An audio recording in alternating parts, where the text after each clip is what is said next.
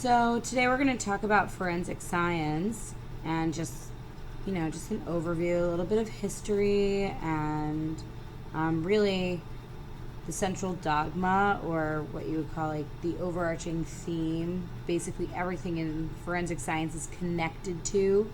So we're going to look at that overarching idea of forensic science today.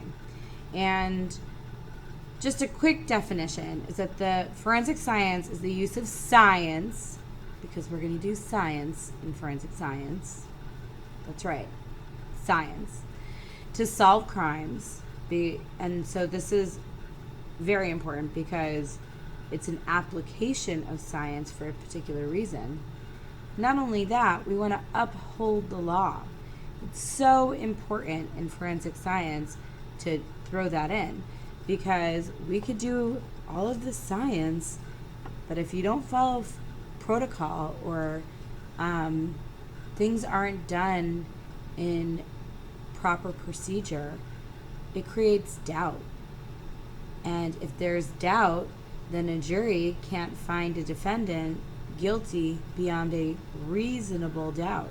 So as a forensic scientist, it's really important to make sure that we keep as much doubt out of our process as possible. So in your book, you have a very long timeline of the history of forensic science. There are all of these awesome people and cool cases where certain kinds of forensic science were used. But in the past, scientists were giving a lot of credit to eyewitness testimony instead of physical evidence. And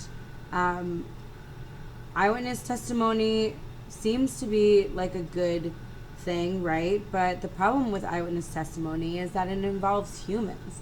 And humans, well, one, they could lie.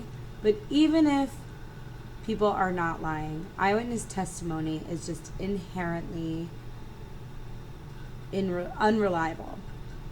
Human memory is not reliable. It just doesn't remember things well.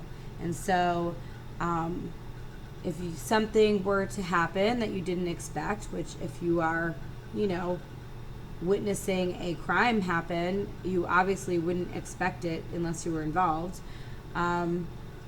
Your brain isn't going to pick up on certain things. Like if there were a car accident, like a hit and run, you might remember that it was an SUV, but you might not remember the make and model or the color, or maybe you remember the color and you remember it was blue, but you don't know what kind of blue it was. Your brain just can't process that fast, and especially when you're shocked and things are happening fast. And then human memory also doesn't like to have those holes, and so naturally you just start filling it in, and maybe talking to other people, and those people's memory start to come into your memory, and you take them on as your own. Not on purpose, of course, but you're human. But with the development of newer technology, you actually get to focus more on evidence and the science behind the evidence analysis. And so things like microscopy, like using a microscope, that's right, there weren't microscopes. So finally, when we get microscopes, we can actually start looking at things a little closer. Get it? And we can focus. Get it? Anyway. And we can focus on evidence instead of eyewitness testimony. I know. Dad jokes. Well, I can't help myself. So, a really important person in forensic science and history is Alphonse Bertillon. I do not speak French, so I'm probably saying his name wrong. But he started taking pictures of criminals and making measurements of them and filing them in what he would call a database. Of course, there weren't computers at the time, but he would put them in his filing cabinet, and he measure things like between someone's eyes, or the circumference of their head, or the length from their tip of their middle finger to their elbow. So certain information he would collect and then put it into a database so he could identify criminals later. His student, Edmond Locard, worked as a medical examiner and started looking at how soldiers were dying during World War I, just according to really the bloodstains on their uniforms. And he opened up the world's first crime lab. He really is important in forensic science because he came up with the Locard exchange principle. So whenever two objects come into contact with each other, traces are exchanged. For example, if you were to get into a car accident, the paint from one car would transfer to the paint on the other car, and the paint from that car would transfer onto the first car. And so material is exchanged. Even sitting there at a desk, you are exchanging material. So you're leaving fingerprints, possibly hair, skin cells. And so it's really important for us to properly investigate a crime scene because according to the exchange principle, the perpetrator will leave traces of themselves behind and possibly pick up traces from the crime scene themselves. So there is a connection from the person who is at the crime scene and the actual crime scene itself. So right now we're going to talk about the three parts of forensic science, and this is what I was talking about before, the overarching theme of forensic science, or the central dogma. And so the first part of forensic science is crime scene investigation. And so who's involved in this crime scene investigation? You have first responders. Those could be police officers, EMS, firefighters, whoever it is who's first on the scene, because they're first responders, are going to make sure the scene is safe. Is human life is the victim, or is everyone alive, taken care of, and made sure that they are kept alive? Is there any perpetrators at the scene that need to be apprehended? Make sure that it's safe. The next thing that they do is secure the crime scene. We'll talk about this more. However, securing the crime scene is really important because you are blocking off the crime scene so that no one can enter and it stays as pristine as possible for investigating it. The crime scene investigation unit then comes in and they document the crime scene, make sure that they keep it as pristine as possible also, and then collect any evidence that they find. Notice the CSIs are not necessarily police officers, nor are they detectives, and the detectives are the ones that are interviewing and following leads based on the evidence. The CSI unit do not interview suspects. The district attorney can help the CSI get any search warrants.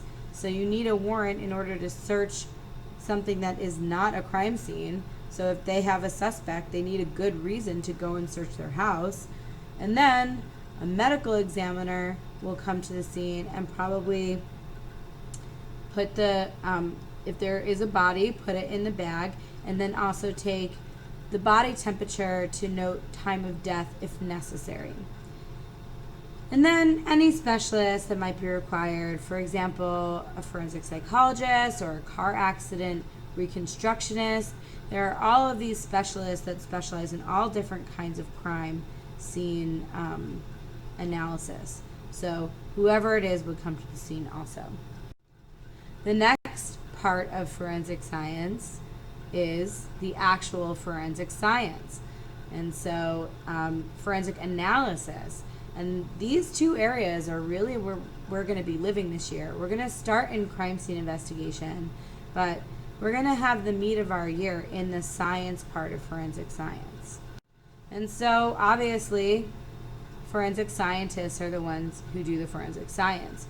The crime scene unit does not do the science. They don't analyze stuff. It's usually scientists in a lab.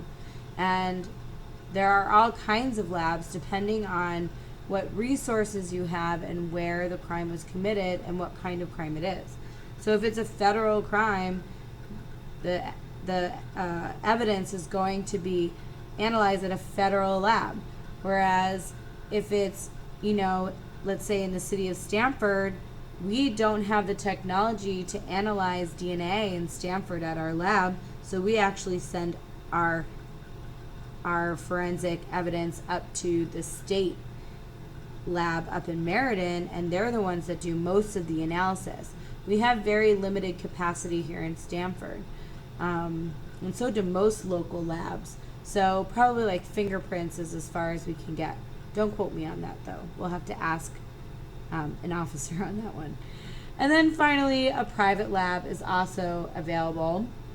And a private lab, as a defendant, you have the right to ask for your evidence to be analyzed at a private lab. Obviously, that will cost you money.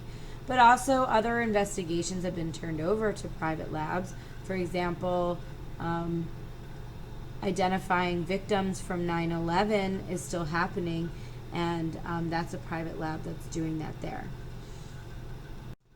And finally, you have testimony in court as forensic science. So we're investigating the crime scene, analyzing the evidence, and going to court with it. That's where upholding the law comes from.